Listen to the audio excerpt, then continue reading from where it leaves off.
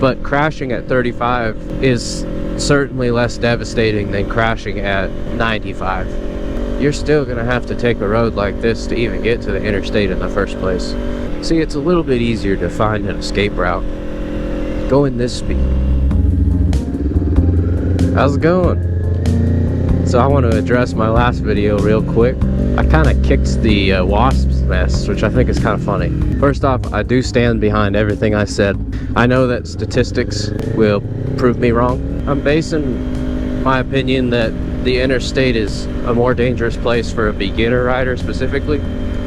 I'm basing that just off of my personal experience. The first 3 years of riding, I rode a bike as a daily every single day in the city of Denver, and I rode both the interstates and city streets and country roads and country highways. You know, and I had 40,000 miles on that bike, and I never got into a crash at all.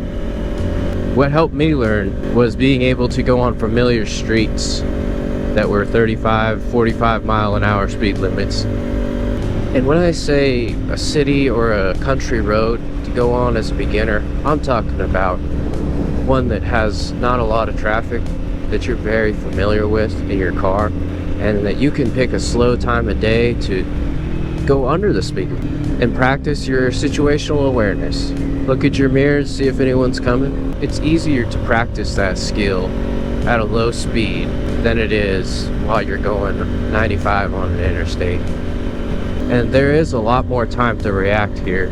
Even if you're of the school of mind that the interstate is absolutely the safest place and you should be just riding on the interstate, you're still gonna have to take a road like this to even get to the interstate in the first place.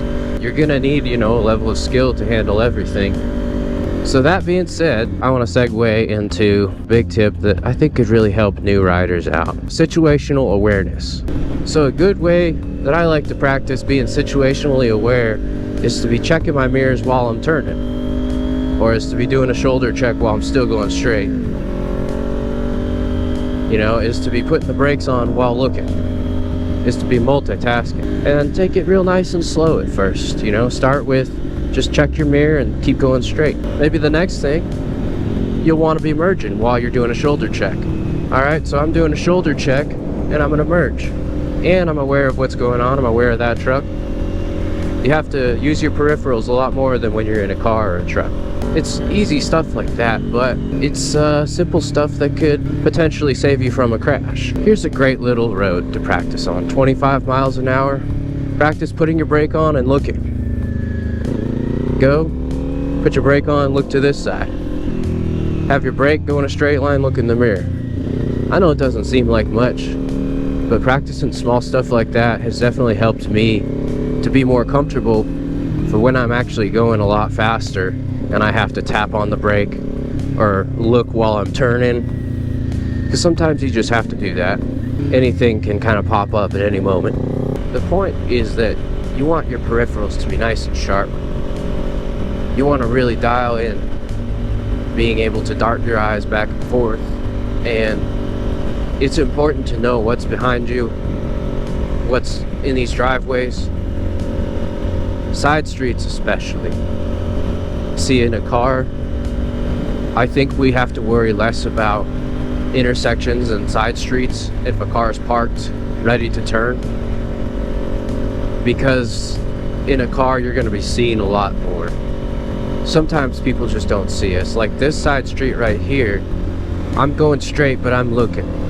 And I don't have to look that much, I'm exaggerating, but you're still gonna have to look and make sure no one's coming.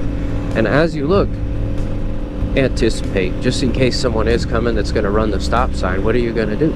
A good thing would be find an escape route.